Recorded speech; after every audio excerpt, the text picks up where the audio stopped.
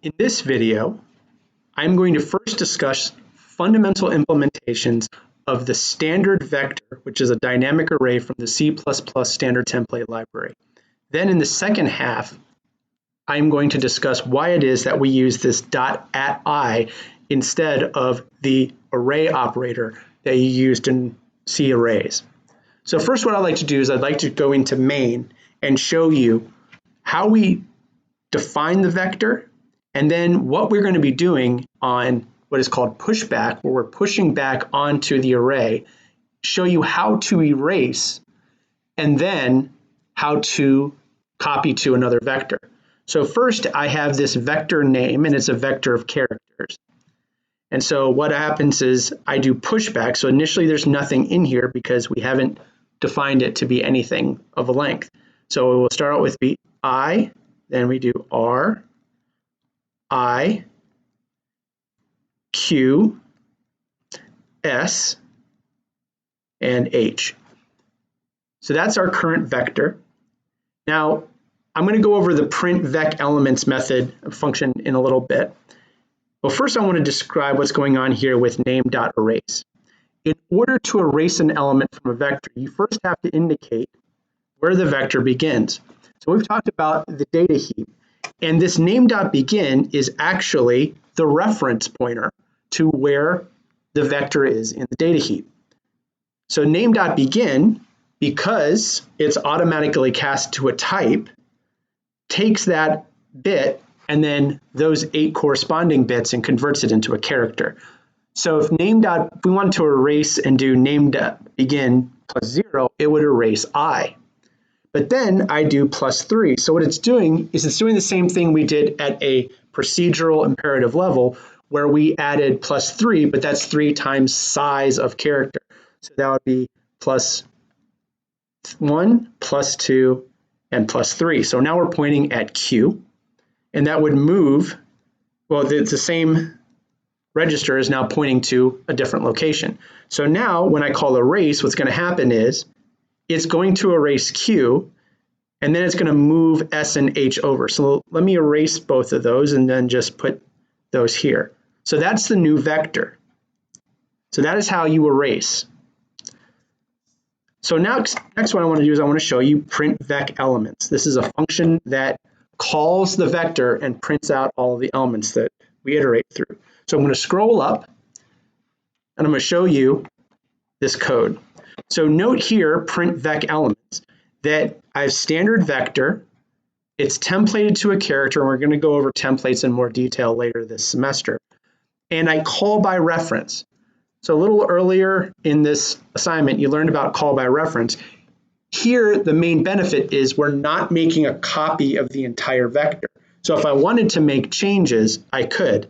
But even if I'm not, which in this case, I'm not going to change anything, I'm only passing one register value that contains the address of the vector on the data heap. This significantly reduces the amount of memory used to run the program. So we are using less data in our program. Next, what I need to do is this should be long unsigned int. And the reason why this is long unsigned int is because vec.size, returns a long unsigned integer.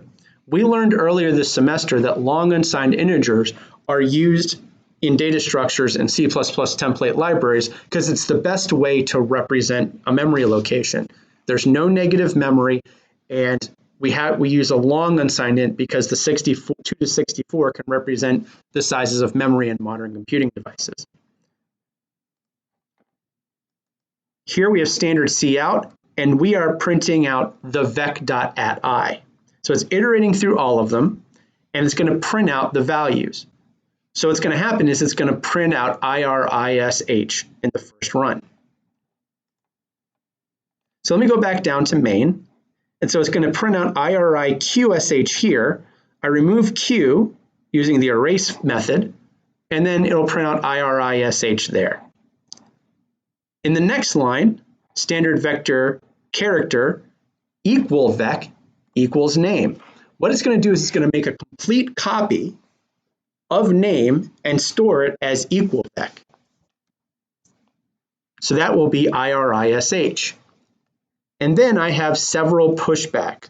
So this will be IRISH, and it's space, and it's going to be 30 dash, and it'll be USC space 27. So I first wrote this code after the Notre Dame USC football game 2 years ago when Notre Dame beat USC here in Notre Dame. So that was the score of the game. And so now what you'll see is we have the initial vector here, but it's a copy. And then what you're going to see to prove that it's a copy is I'm going to print out name and then print out Equalvec.